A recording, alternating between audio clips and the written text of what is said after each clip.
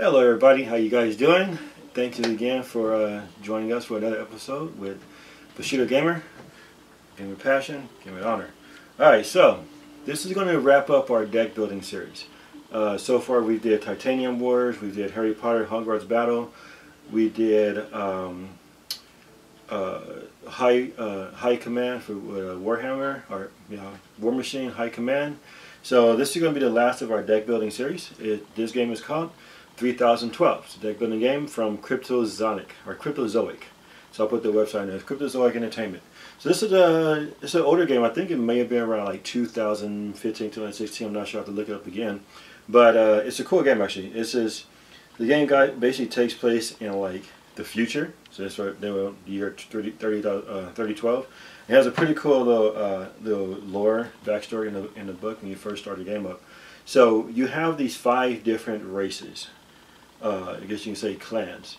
So you have the Snake Clan, the Guard Clan, the Monkey Clan, the Jaguar Clan, and the Bat Clan. So each one of these, they have their heroes.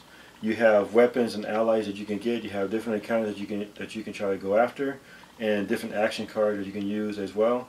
And the whole idea of the game is, first, get to the exalted level, which means you're basically gaining experience as you complete encounters to get to exhausted. Once the person gets to exhausted, then that game stops. And then at that point, each player counts their total renown. And it's basically, renown is kind of like victory points, if you're familiar with games with victory points. So the renown is like your victory points, and the person with the highest renown wins. So, just to run through the game, you have a hero, and you have some scouts. This is how you start your game off. So I'm going to go ahead and take 2 of them. We're going to take the Bat Clan, and we're going to take the Jaguar Clan. And the other ones, we're going to just kind of put those aside for right now, so we can kind of look through it. Alright, so you have your two clans. This can go a 2-player to a 5-player game. So each player is going to start off with 4 scouts of their clan. So like this particular one, this is, I'm not even going to try to say the name that right because it's really hard, but it's Cryptozoic of the Bat Clan. And he has an ability. Each one of the heroes has a little ability depending on what weapon you have equipped to them. So it gets +1 damage while equipped with a dagger. So it's pretty good. And then the damage, of course, is equal to the hero's level too. So if you're familiar with Munchkin, as you go higher level, get into level 10, as you go higher level, that's your base damage that you do already. Like, so if you're level 3, then you already do 3 points of damage, and then you add on whatever other card that you have, or equipment and weapons and stuff to increase how much damage you do, right? So it's basically the same concept. This one, you start off at level 1, and as you gain experience, that's how much damage you're going to get. So like you got level 2, or you have 2 experience, or 2 damage, 3 damage, 4 damage, and at the max 5 damage. Plus whatever weapons or other allies and other action cards you're playing as well too. So we have our hero here, we have our 4 scouts, and all the scouts are basically the same. So they got 2 things. One, they get +1 damage while aiding, which means you're helping another player. Or 2, you can add 1 to the defense of an encounter if you're blocking. Plus, they also have a little icon, a little symbol right here for gold. Okay, so I'm going to put those right there. And my Jaguar clan, same exact thing. So that's going to be our starting hand, is those 4 scouts. Now, each hero also has a little square playing piece. This is the piece that goes onto the experience tracker. So we put these 2 on here. The other ones we're going to take off. Okay? So setting the game up, you choose your hero, you get your scouts. That's your starting hand with those 4 scouts. And at the beginning of each turn, if you have less than 4 cards in your hand, then you draw from your deck that you built until you have 4 cards. Okay? At the end of your turn, you're going to discard everything. Okay, so you have 2 action decks. The first action deck basically has actions that have a buy cost of 1 to 3. So like 1, 2, and 3 of buy cost. The second action has anything that costs 4 or more. During each player's turn, they go ahead and flip over both action cards. While these cards are face up, you can use the effects of these cards during your turn as though they were in your hand. And then after you do your combat and you go to acquisitions, if you want to reserve one of these, you put at least one gold piece on it. It's basically, think of it like putting it on layaway. So you're reserving it for later on. You're just kind of putting another gold into it until it's all paid off. So if you want to reserve it, you can reserve one, and then the next player has a chance to reserve one if they want to. Then it goes around the room until everybody has a chance if they decide they want to reserve or not. If nobody wants to reserve a card, then at the end of your turn, that card gets sacrificed and gets sent over to kind of like a sacrifice card as a discard pile. Okay? But while it's in play, or while it's face up on your turn, you can utilize the gold bonus, which is a little icon. Looks like these little gold coins right here. And you can't see them, but it's right there. So like those little gold coins on the icon, it has like a 1 or a 2 or 3. And if you use that, then that's additional gold that you can use in a turn. And then they have a buy cost, which is located on the bottom of the card. So you have you can't really see it, but anyway, you have your gold bonus at the top, and at the bottom you have your little gold, your gold circle that tells you how much it's going to cost to buy the card.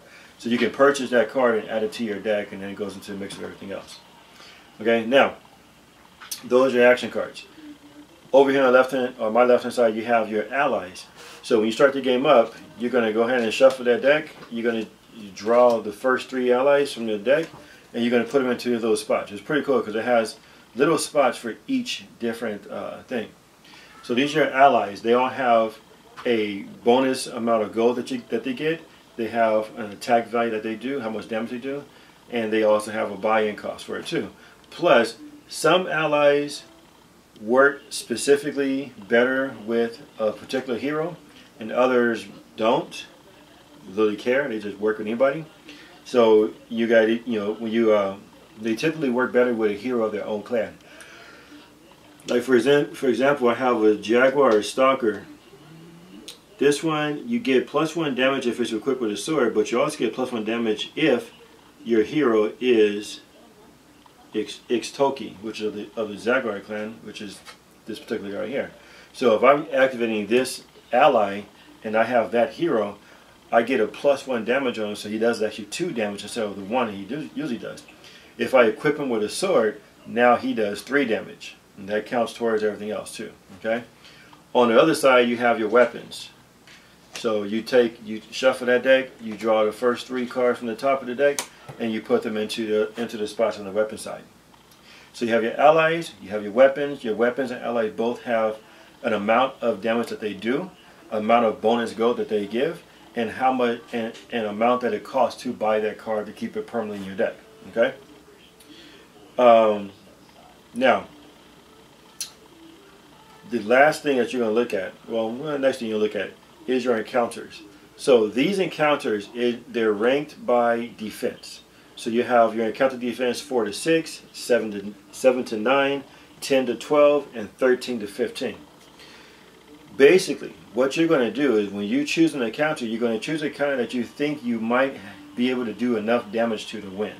So let's say, for example, I have this one right here is a 4 to 9 or 4 to 6. So the number on the top is the defense value. The number in red over here on the right or on the left side of it is your renown. That's how much renown points is worth. And then the number on the right is your experience. That's how much experience you get. So this particular one, defense value is 4, the renown is 1, the experience is 2. It has an ability. It says if your hero equips a weapon this combat, you roll a dice. On a 1 to 3, you remove that weapon. So let's just say that I prepare my battlefield. So I go my field battle, I'm going to go my hero. He's on level 1. And I have this trident. I'm going to equip my trident to it. That gives me 3 plus that 1, that's 4. But I equip the weapon. So when I activate this encounter, I gotta roll a dice. If I roll a 1 to 3, I remove the weapon. In this case, I rolled a 4, the weapon stays, so I do 4 damage to it, and I win. If I win, this card now becomes mine, goes into my deck, and I advance my guy 2 experience. So 2 levels in experience. And then everything else that was used gets sent back to the discard, except for your hero. Your hero stays with you. The rest of the cards go into the discard, and then you kind of go to the next turn.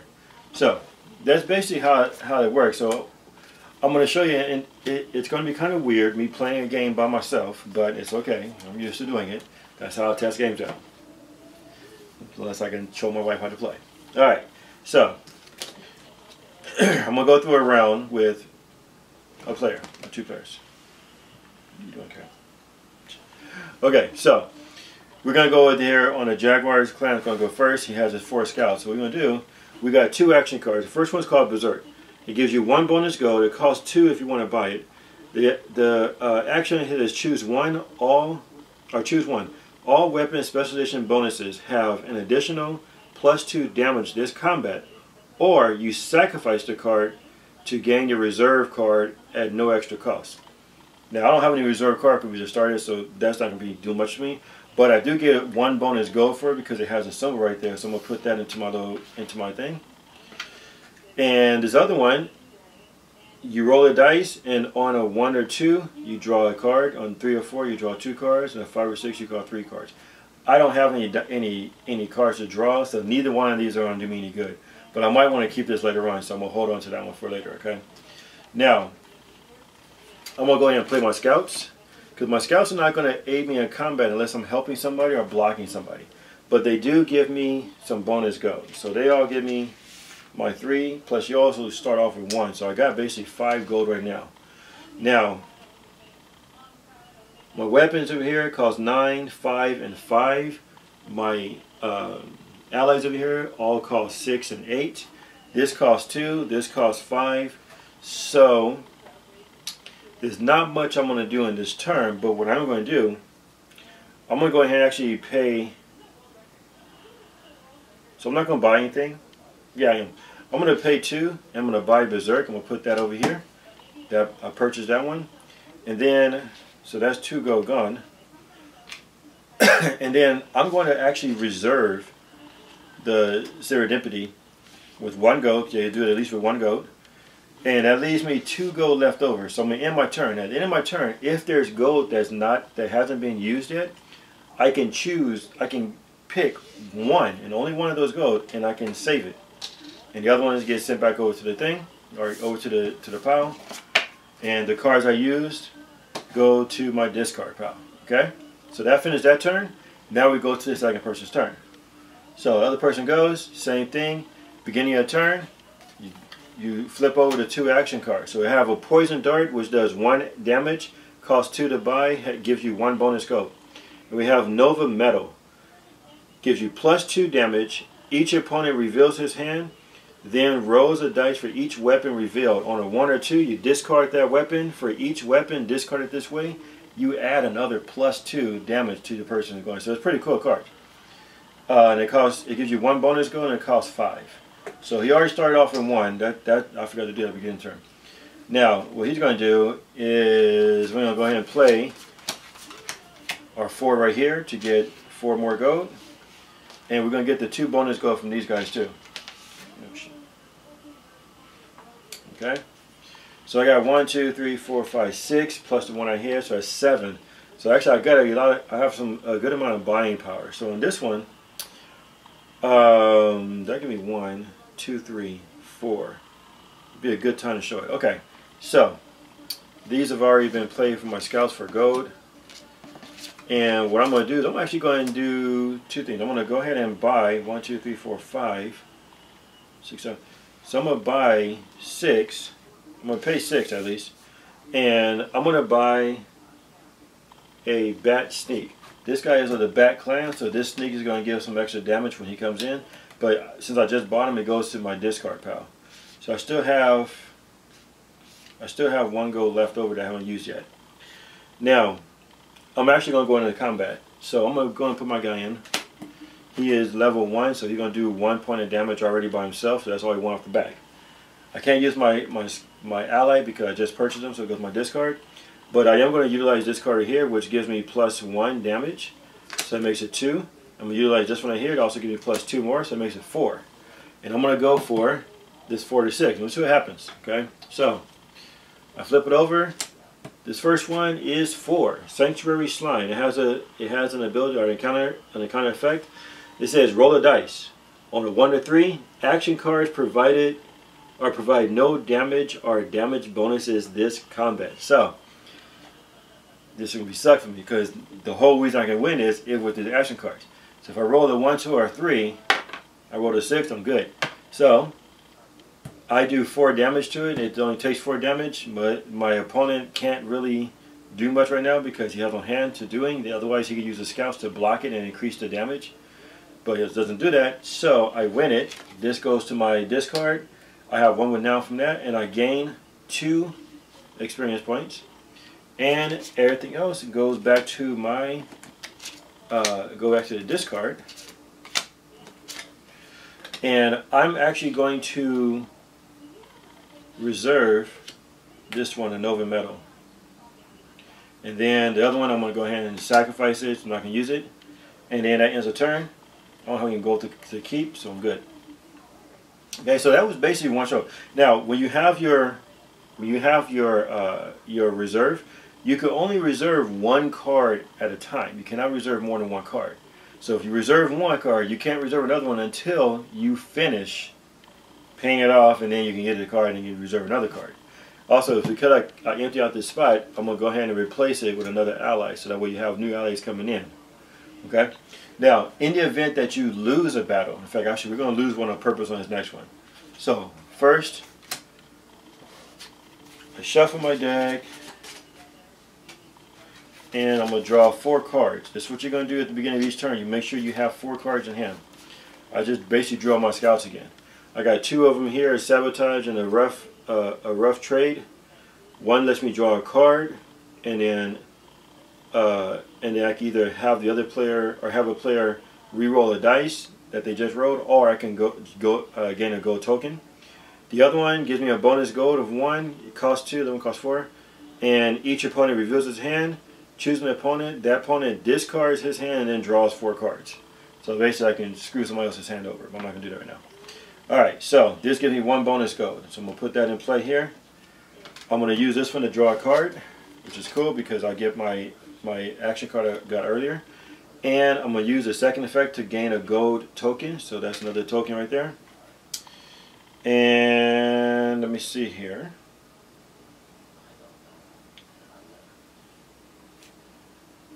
Yeah, we're going to go ahead and spin. There's 1 gold, 2, 3, 4, 5. So we're going to grab 5 gold here for the bonuses. 2, 4, and 5. Okay? Now, what I'm going to do, or I use this effect on this one, I'm going to spin 4. And I'm going to buy this card now. So I took that out of reserve. That goes now into my discard pile. And I'm going to go ahead and do a combat just because I know I'm going to lose a combat, I know, but I'm going to do it in a way just so you can see what happens. So, if you do a combat, and I'm going to choose, I can only do, honestly, I can only do 1 point of damage. Yeah, so this is going to suck anyway, unless I actually get a 1, but I doubt it. So, I can do 1 point of damage, this is a 5. Alright, so it's an Owl Wraith. You separate your card, this guy is one of the ones I hate the most, because you separate your cards that you're attacking with into 2 different piles. Each pile, each stack, has to defeat 5 for each stack. I only have the 1 stack because I have nothing else going to it, so I'm going to lose anyway. But what happens is when you lose, this card that you lost against goes back in the deck, at the bottom of the deck. Okay? Any gold that you have required that turn is gone. It's forfeited. You don't get to keep any of it. It's all gone. So you don't get to keep any of that one. Alright? And then you just go ahead and put your stuff back. And you're kind of SOL out there. You're out of luck. Now I can't reserve any of these. I could, but I'm not going to. So these are going to both be sacrificed. Okay? And let's do one more turn. So the next person's turn. They acquire some cards, so they're going to go ahead and I'm going to go ahead and shuffle the deck some.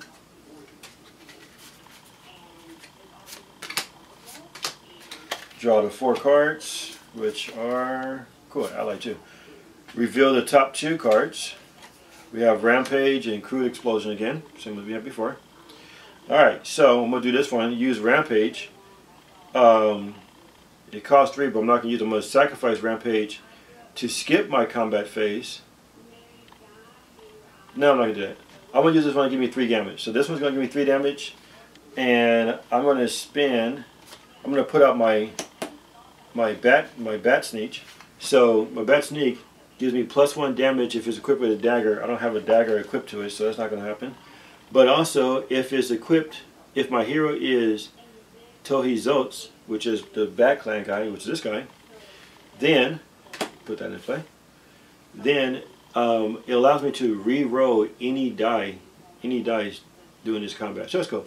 So this one gives me 2, this one gives me 1, and I put up an encounter which doesn't even do anything for me, so I'm just going to basically keep it in hand for now. This one gives me 3 damage, so that's 2, 3, 4, 5, 6. So that's 6 damage. This gives me 2 golds. I'm going to kind of put those little bonus gold in here. My two scouts also going to give me a gold each, so that's 2 more. Okay, now I can do 6 damage. I'm going to go ahead and go for this one again. I'm going to go for a win. Alright, so we have 5, Mummified Ancient. Roll the dice on a 1 or 2. Add that amount to this encounter's defense. So, if I roll a 1 or 2, which I rolled a 2. So if I roll a 2, it adds to the defense. But, because my ally is here, its effect allows me to re-roll a dice this turn. So, I get another chance at this one. And unfortunately, my luck is horrible, so I gain 2 again. So, now this 5 becomes a 7. I'm only doing 1, 2, 3, 4, 5, 6 damage. So I can only do 6 damage to it, which means I'm going to lose. So I lost all that gold that I did acquire. That one goes back to the bottom of the deck. And all my cards return back to my discard pile. My combat is over. I don't have anything left over to do anything with. Discard my last card. And that's it. Actually, I don't have my last card here. And that's all. Okay. So, yeah. It's a pretty fun game. It's cool. You have this area right here. This is like your field of play, or field of play. This is where you set up what you're going to do that turn. So if you're going to play scouts, you put them inside there. You're going to play some allies, some weapons. You'll hear yourself. We're going to attack. You put it on inside here. So as you keep going through the game, you'll get more of these encounters, and the higher encounter you get, the more experience. Like for example, if you go to a 13 to 15, this is a level 14. It gives you 4. So like if you was already right here, getting close to that thing, and you have the ability to do so, you do this encounter and try to hit it with 14. You do 14 damage. 1, 2, 3, 4. Game is over, and now you guys go ahead and count up your renown. And this one already gives you. It gives you 4 renown points by itself, so it's pretty good. Anyway, yeah. So this is the game. It's 2012 from Cryptozoic Entertainment. It is. It's a pretty fun game. It took me a little while of reading through the rules and playing through it a couple times to really get the idea of it. Because it seems like there's a lot of parts to it, but actually once you start playing it, it's really easy to pick up. So it's actually it wasn't too bad of an idea. Okay, so yeah, this game is pretty cool. One of the things I do like is on the box. In fact, actually in the box, there is the little diagram, little sections. So it makes it really easy to figure out, because when you put it in, they all have different slots, and each one even tells you like this is action 4+, action 2 and 3. Your dice, your tokens, your counters, your heroes, your allies, your scouts, your encounters, and your weapons. So it already tells you where everything kind of goes to make it a little bit more organized. And I like things that are organized. So, rating for this game.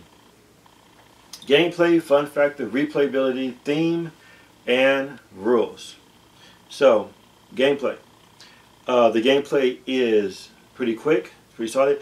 It does remind you, if you've ever played Munchkin, it has a lot of similarities to playing Munchkin, but it's a deck builder, which Munchkin kind of is, but kind of isn't. But yeah, it's a deck builder.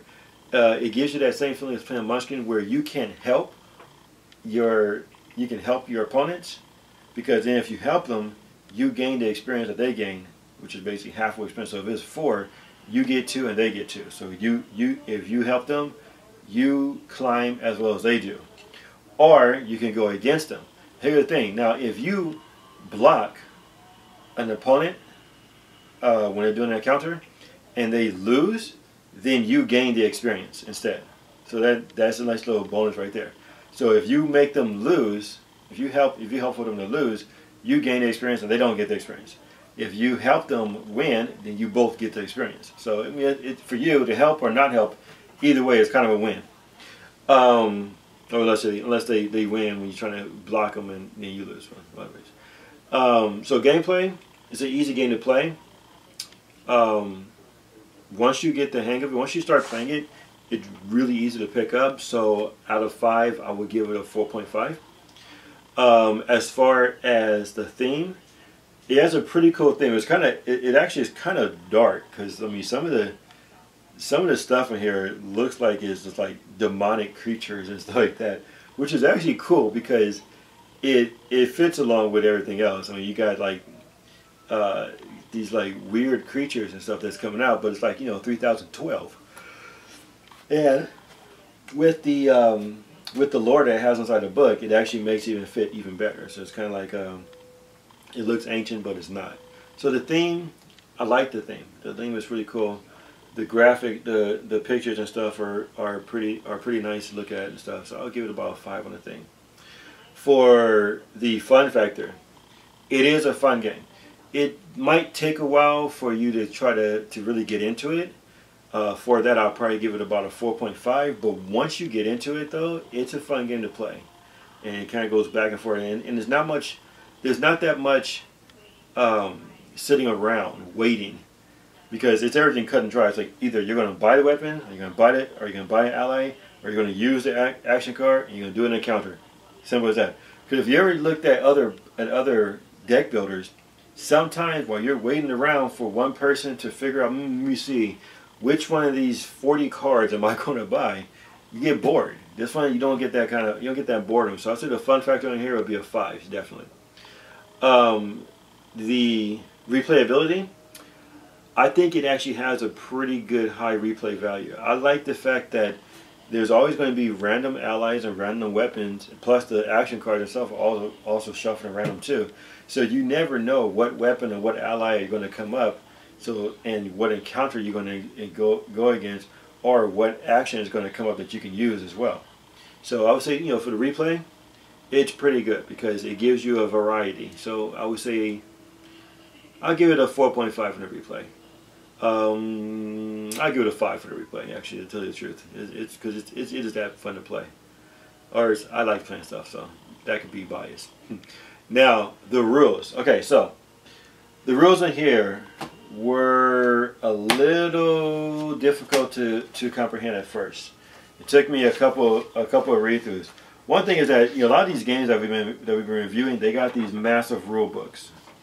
But this one, you know, the first 4 pages is lore. That's all it is. It basically gives you a lore about the game. Which is actually really cool, because there's not many games that you get where it actually gives you a lore about the game. It just goes straight into the game itself. This one gives you some lore on the background of the game, so you kind of get the feeling of what's going on. But the rules are pretty simple to follow for the most part. They have a lot of pictures in the rules with pointings to what exactly it is. It's when you start, it took me a little bit of reading through the different phases a couple of times and then playing it out to get it. But I mean, once I did get it, it was okay. I had to go back to the rules a couple of times just to check on a few things. But in that, I mean, the rules are not terribly hard. I mean, I think it's what? The book itself is like 13 pages, and like 4 of those pages is lore. So it's actually a short rule book. So on the rules, I would say I give it a 4.5 because it was not that difficult to understand once you get the hang of it. So yeah, that's it. So you got gameplay 4.5, fun factor 5, the theme 5, the replay value 5, rules 4.5. So like I said, this is a good game. It is from Cryptozoic Entertainment. I haven't, before going to a convention, I haven't actually seen this game before. I may have like passed by and didn't notice it. So if you do happen to see this game, for sure, check it out. A couple of extra things before we end this one. So on March 29th, I will be over at WonderCon in Anaheim at the Anaheim Convention Center. I will be there in my actual main company, which is No Limit Games, showing our game Death of Liberty and our old card game, our other card game, Battle of Souls. So if you happen to be in the area, stop by the game section on that Saturday and Sunday and say hi. And I'll be there. Eventually, I want to start giving or doing giveaways for these. Now, honestly, I mean, I've been doing it. This is our fourth. I think this will be our fourth review, maybe fifth review. And I got one subscriber, Trax. Thanks a lot, man. Tell other people about us, and we want to try to grow this channel and get more people involved.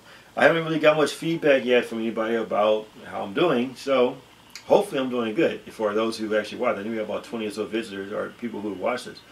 I will be trying to get us on a webcam soon, so that way we can do some live streams. Just gotta get the money for the camera, and then that way we can do live streams as well too. Okay, when we do live streams, we will stream it on Facebook, Twitter, and actually on Facebook, YouTube, and we will also do it probably on Twitch and Mixer, pretty much at the same time. So when we do a live stream, we're gonna live stream on several things at once. I got it fast in there, it's gonna do it. So look for us at WonderCon on the 29th. If you are in the LA area in doing Memorial Day weekend in May, look for us over at the Hilton at LAX, which will be the Strategicon GameX 2019.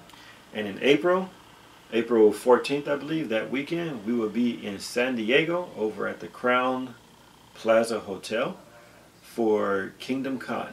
Okay, so I'll be there as my primary company, which is No Limit Games, going and doing some doing demos of our game. But I will continue to go and keep trying to get this nice channel built up higher, and get more people to take a look at us. Anyway, so until then, our next game is going to be Eternal Kings. Okay, Eternal Kings is a pretty fun game where it's a nice little take on chess, but without using chess pieces. Instead of using cards, we all have abilities that plays a little bit like Magic the Gathering, a little bit like chess. So if you like either of those games, you should try it out. This game is going to be pretty cool. Okay, so we're gonna do that one for the next one. Until then, game with passion and game with honor. Take care, you guys.